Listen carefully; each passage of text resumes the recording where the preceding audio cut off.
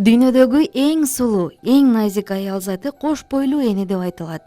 Анткени кош бойлуу аял өз боюна, өз турпатына табышмактуу жаңы өмүрдө. Бала деген ажайып аруу дүйнөнү сиңирип турат. Кош бойлуу айымдар алгачкы күндөн тартып эле дарыгердин көзөмөлүндө болуп, алардын кеп кеңешин алып туруусу керек. Кош бойлуу аялдын ден соолугу жана түйүлдүктүн нормалдуу өөрчүшү үчүн туура тамактануу өтө маанилүү. Боюнда бар аял үчүн жасалган тамак аш даамдуу, жакшы жасалуусу керек. Тамактын курамында керектүү көлөмдө белок, май, углевод, минералдуу туздар, витаминдер болууга тийиш. Дарыгерлер кош бойлуу кезде туура тамактанган аялдардын ден соолугу чың болуп, түйүлдүк жакшы өсүп, дени сак бала төрөлөрүн айтышат. Биринчи 3 айлыкта толук кандуу тамактаныш керек. Эгерде токсикоз болуп атса, организмди алдагыла деп үйрөтөм өзүм кош бойлуу аялдармачы.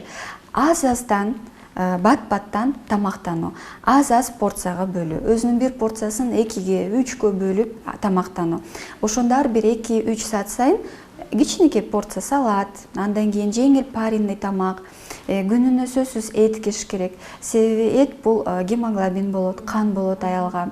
Ошол эле айткан йод содержащий морепродукты жеш керек. Андан кийин кисломолочный продукты, кальций. Бул биздин жөнөкөй айран, сүт, творог, курут жана башка бир кальций содержащийге жагып атабы, каалап атабы болсо жесе болот.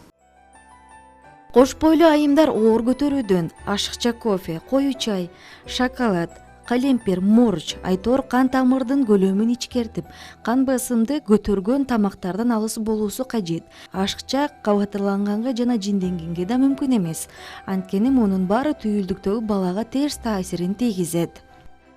Кош бойлуу болгондо анан угроза деген тема бар. Бул кош бойлуулуктун козголуусу. Демек, мисалы баланы төрөгөндөн кийин бала ыйлап бизге билгизе алат. Бир жери ооруп атса, же курсагы ачып атса, же уйкусу келсе ал ыйлап атат, эне ага жардам берет.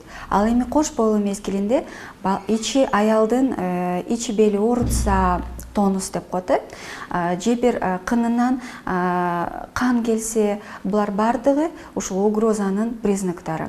Ал кош бойлууга жардам бериш керек. Кандай себептер болушу мүмкүн? Эмнеден мындай болуп атат деп айтат да.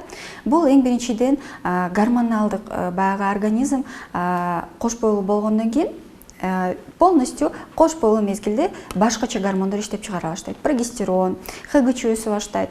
Ошол мезгилде организмде полностью баягы өзгөрүүлөр болгондо организм башкача кабыл ала алышы мүмкүн. Балким ага чейин анын гормоналдык бузулуусу, мисалы калкан безгинин патологиясы, гипотиреозу болсо, демек бала кыйналып атат. Ага толук кандуу өзүнө керектүү өсүп кетишине жардам болбой атат деген сөз. Балким гормоналдык бузулуусу болуп атат. Балким ал аялда аз кандуулук болуп, балага толук кандуу тамактануу болбой атат. Балким аялда кан басымын төмөндөп кетиши мүмкүн.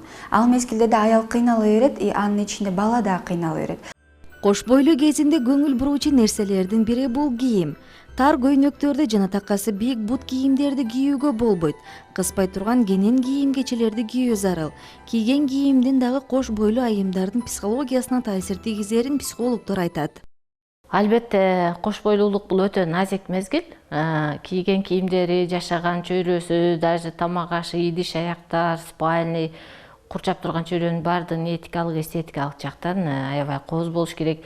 Кийимдердин түсү, мисалы үчүн анын кээ бир мисалы көгүч түстөгү, тынчтандыруучу касиетке ак түстөгү кийимдер анын психологиялык жактан тынч, коопсуз болушуна таасир берсе, ал эми кызыл, ачык түстөгү түстөр кээде аны шайырдыкка түрткөнү менен аны тез чарчоону, кара түстөгү түстөр болсо аны психологиялык жактан чүнчүтүп жибере тургандыгын сөзсүз эсиңиздерге алыңыздар. Кош бойлуу болуу аялдын жашоосундагы эң чоң жаңылык.